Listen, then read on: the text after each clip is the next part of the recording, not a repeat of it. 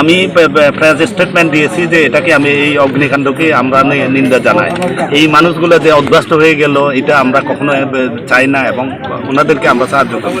শুধু তাই না, এখন আমাদের প্রধান উপদেষ্টা মহোদয় উনি স্টেটমেন্ট দিয়েছেন যে এটাকে উনি দায়িত্বহীনভাবে নিন্দা জানিয়েছেন এবং এই যে যারা ভুক্তভোগী তাদেরকে যেভাবে হোক সাহায্য এবং সহযোগিতা করতে হবে এটা উনি খুব ভালোভাবে বলেছেন এবং আমাকে জোর দিয়ে বলেছেন যে তাদের জন্য সব কিছু করতে হবে। আমরা যতটুকু পারি মন্ত্রণালয়ের পক্ষ থেকে আমার স্থানীয় প্রশাসন যে আছে ডিসি, এসপি, জেলা পরিষদ এবং আমার পার্বত্য মন্ত্রণালয় আমরা সবাই মিলে ডেফিনেটলি কিছু একটা করব ওনাদের জন্য। এবং আপনারা যেটা বলেছিলেন এই জায়গার অধিকার নিয়ে আইনের একটা নির্দিষ্ট একটা গতিপথ আছে, আইনের ভিতর থেকে আমরা সব কিছু করে দেওয়ার চেষ্টা করব এবং এই জিনিসগুলি আজকে ডিসি এবং এসপি মহোদয়েরা খুব ভালোভাবে শুনেছেন।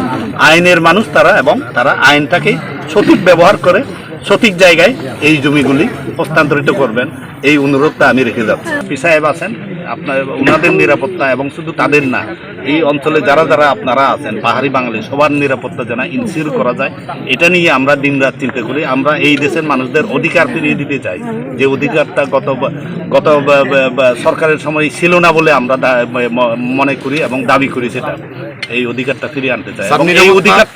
এই অধিকার বলতে এখানে নিরাপত্তার অধিকার, এখানে ভালোভাবে বেঁচে থাকার অধিকার এবং নির্ভয়ে তার অধিকারটা প্রয়োগ করার অধিকার নিয়ে আমরা কথা বলি এবং এটাকে এই পরিবর্তনটা এনে দেওয়ার জন্য এই সরকার বৈষম্য বিরোধী আন্দোলনের সরকার এবং এই বৈষম্য বিরোধী আন্দোলন সরকার যাতে সাকসেসফুল হয় এটা নিয়েও আপনারা আমাদেরকে সহযোগিতা করবেন, খবর দিয়ে বলবেন যে কোন কাজটা ভালো হচ্ছে, কোন কাজটা করলে আরো ভালো হবে। আমরা এখানে 8 মাস ধরে বসবাস করতেছি।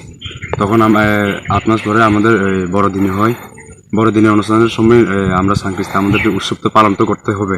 তখন আমরা যাইয়া রাত 12টার সময় ওরা এসে পুড়িয়ে দিয়েছে, কিন্তু এখানে এই এসে দেখি যে কোনো একেবারে ক্ষয়ক্ষতি সবগুলো ছাই হয়ে গেছে।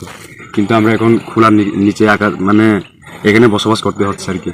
কিন্তু আমাদের কষ্টটা এরকমই, কিন্তু দেখেন সব কিছু পুড়িয়ে দিয়েছে ওরা।